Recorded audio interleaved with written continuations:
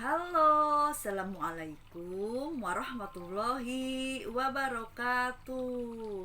Jumpa dengan saya lagi, Neng Eva. Gimana kabarnya, sahabat hikmah semuanya hari ini? Yang soleh dan soleha, yang baik hatinya, yang cantik dan yang ganteng, yang tidak sombong, rajin menabung, serta rajin sedekah. Semoga hari ini sehat-sehat selalu dan dalam lindungan Allah Subhanahu wa Ta'ala.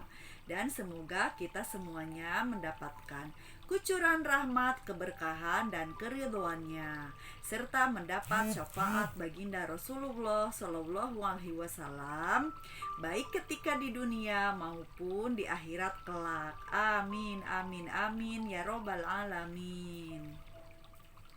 Baik sahabat hikmah semuanya, sebelumnya saya akan mengingatkan bahwa video konten YouTube ini dibuat untuk umum dan bagi siapa saja yang mau mengambil manfaat, hikmah, dan pelajaran di dalamnya, serta untuk pertumbuhan dan perkembangan jiwa kita setiap harinya ya. Dan saya akan mengingatkan kembali bahwa video konten YouTube ini dibuat tidak untuk menyinggung atau merendahkan hati siapapun. Justru sebaliknya, kita ini untuk belajar berbenah setiap hari, untuk membangun jiwa kita dan menyehatkan jiwa kita ya. Jadi jangan bosan dan semangat terus untuk terus belajar dan terus belajar, karena sampai kapanpun kita adalah pelajar di muka bumi ini. Oke, semangat terus ya.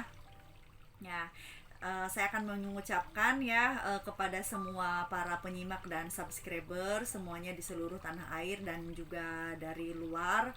Saya sekeluarga mengucapkan selamat Hari Raya Idul Fitri, minal aidin wal faidin, mohon maaf lahir dan batin ya. Kita semuanya menyambut hari kemenangan dan juga kita saling memaafkan dan juga saling membangun jiwa kita itu untuk lebih baik lagi, karena apa yang sudah kita jalani, ibadah apapun yang kita jalankan di bulan Ramadan itu semoga terbawa menjadi kebiasaan baik. Jadi ibadahnya itu tidak hanya sampai atau mentok di bulan Ramadan saja, tetapi untuk kita istiqomahkan di bulan-bulan berikutnya gitu. Walaupun misalkan puasanya wajibnya itu hanya di bulan Ramadan, ya kita puasa sunnah di bulan-bulan berikutnya. Terus biasa kita tadarusan ya, misalkan sehari satu juz ya, usahakan walaupun bukan di bulan Ramadan kita tetap ngaji gitu, walaupun hanya setengah juz atau misalkan hanya seperempat juz. Intinya setiap hari itu kita ada membaca Al-Quran gitu kan. Terus yang biasa misalkan di bulan Ramadan kita meningkatkan amal sedekah, ya semoga kita istiqomah juga beramal sedekah atau beramal jariah itu tidak hanya di bulan Ramadan saja, tapi kita istiqomahkan setiap harinya atau setiap minggunya atau setiap bulannya gitu ya. Karena memang kalau sedekah ini kan berhubungan dengan rizki yang telah Allah tentukan. Tidak semua manusia itu memiliki rizki yang lebih untuk misalkan berinfak atau bersedekah setiap hari. Ada yang misalkan mampunya seminggu sekali, ya seminggu sekali kita istiqomahkan. Mampunya sebulan sekali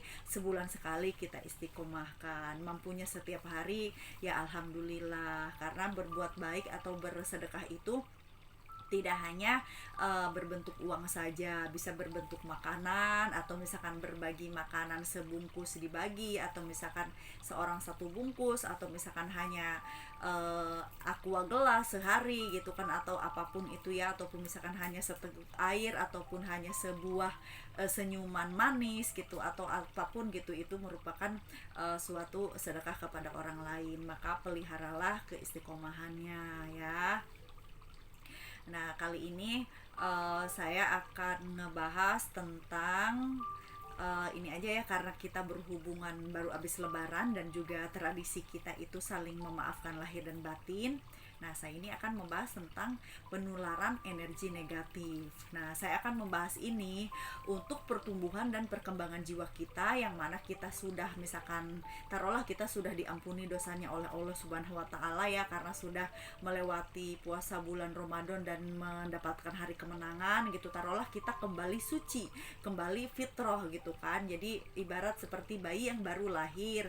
Jadi keadaan kita itu masih suci dan bersih dari dosa. Nah, untuk mengingatkan agar kita ke depannya itu bagaimana caranya tidak tertular oleh aura negatif seseorang itu, yaitu jangan maido orang lain, jangan maido keburukan ataupun kejelekan orang lain, karena bisa jadi kejelekan yang orang lain kita komplain itu, kita komplain atau kita menggibah kejelekan orang lain, bisa jadi suatu hari nanti itu kan berbalik kepada diri kita ya, naudzubillah gitu kan. Kalau bisa itu kan jangan sampai seperti itu. Nah, caranya kita itu jangan maido karena orang lain berbuat seperti ini seperti itu kan tidak lepas dari qada dan qadarnya Allah Subhanahu wa taala.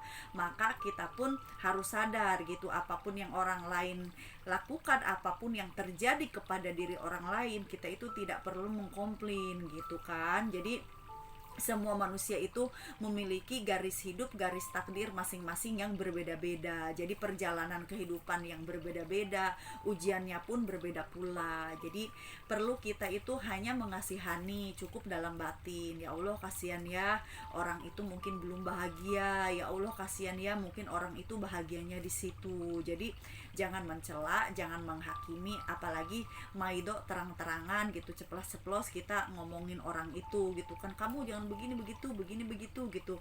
Nah, itu nggak perlu, cukup kita doakan gitu kan, misalkan semoga mendapatkan hidayah, dan saya pun tidak tertular aura negatif itu karena saya misalkan menyaksikan misalkan. Jadi kita berdoa sama-sama diberikan hidayah. Jadi mendoakan hidayah kepada orang yang berbuat keburukan itu tidak hanya mendoakan hidayah untuk orang yang berbuat tersebut, tapi kita berdoa juga mendapatkan hidayah agar kita tidak seperti itu. Nah, kenapa? Makanya banyak penularan energi negatif dari perbuatan seseorang bisa berbalik kepada diri kita. Kadang-kadang manusia itu yang pertama suka maido orang lain, melupakan bahwa semuanya itu qada dan qadarnya Allah Subhanahu wa taala. Yang kedua, maido tanpa sadar bahwa ujian itu bisa berlaku kepada siapapun gitu kan. Nah, yang ketiga, memang kondisinya sudah baik nih, orang tersebut sudah baik, ketika melihat keburukan seseorang mendoakan hidayah untuk orang tersebut agar tidak melakukannya lagi, namun lupa mendoakan dirinya mendapatkan hidayah pula agar tidak tertular oleh aura negatif, karena kita melihat, menyaksikan energi itu nyambung gitu loh. Jadi energi kehidupan itu, energi yang energi alam semesta yang berbentuk suatu negativitas itu, kita menyaksikan itu ada sambungan energi. Nah, makanya jadi kita berdoa itu jangan hanya mendoakan orang yang berbuat keburukan agar menjadi taubat, agar menjadi baik, tapi kita juga harus mendoakan diri kita juga gitu loh, agar mendapatkan hidayah, agar suatu saat kita pun tidak diberikan dosa tersebut atau keburukan tersebut atau kejelekan tersebut gitu. Jadi mendoakan itu untuk semuanya, jangan hanya untuk orang itu. Kalau kita hanya mendoakan untuk orang tersebut mendapatkan hidayah, itu sejatinya kita itu masih ada kesombongan. Nah lo, hati-hati lo, kesombongan tersamar itu tidak kita sadari karena kita memandang orang lain rendah, walaupun kita tidak merasa diri kita lebih baik, tapi karena doa tersebut hanya mendoakan orang itu, berarti secara tidak langsung alam bawah sadar kita itu merasa lebih baik dari orang tersebut, maka timbullah kesombongan. Nah, orang sombong itu kan biasanya diuji balik oleh Allah Subhanahu wa taala. Nah, itu makanya hati-hati, banyak yang tidak sadar akan hal tersebut ya. Jadi saya di sini tuh hanya mengingatkan, dan untuk terutama saya sedang mengingatkan diri saya sendiri gitu. Jadi biar suatu saat misalkan buka konten YouTube diputar beda-beda judul gitu kan, jadi apa yang sudah diucapkan, apa yang sudah didapatkan ilmu tersebut itu kalau misalkan kita nggak lakukan kadang kan suka lupa. Nah makanya sering diputar, jadi biar kita itu sadar terus gitu. Disitulah kita fungsinya mendapatkan ilmu itu. Jadi biar kita sadar dan tidak lupa, kalau ilmunya dipakai itu kan tidak lupa gitu ya. Nah, jadi yang ketiga ini masih rentan sebenarnya ya. Kadang kita kan banyak kayak udah katanya jangan dipaido, tapi doakan saja untuk mendapatkan hidayah Allah Subhanahu wa taala. Namun lebih halus lagi, lebih dalam lagi, jika kita melupakan juga mendapatkan hidayah Allah Subhanahu wa taala untuk diri kita, itu juga hati-hati gitu. Jangan-jangan itu merupakan bentuk hawa nafsu yang mana kita merasa lebih baik gitu.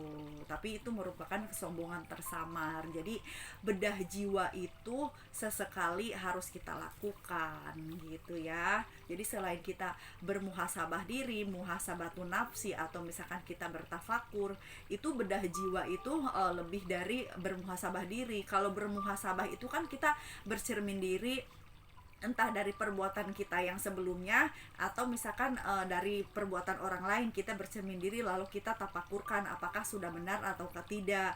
Tapi kalau bedah jiwa ini, kita itu menelaah ke kedalaman diri kita sendiri, sehingga kita itu ibaratnya itu ya ya pokoknya intinya begitu deh. Intinya untuk kejernihan batin. Saya tidak bisa melanjutkan karena sedikit-sedikit saja dulu ya, segini saja dulu.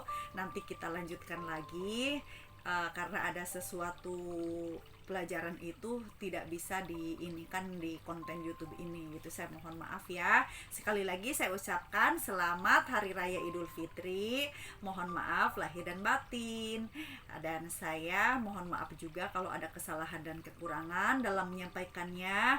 Saya hanya manusia biasa yang belajar dan terus belajar. Ambil baiknya dan buang buruknya, dan semoga bermanfaat. Minal aidin wal faidin. Mohon maaf lahir dan batin. Wassalamualaikum warahmatullahi wabarakatuh. Orang baik pandai mengambil hikmah. Sehat lahir batin is the best.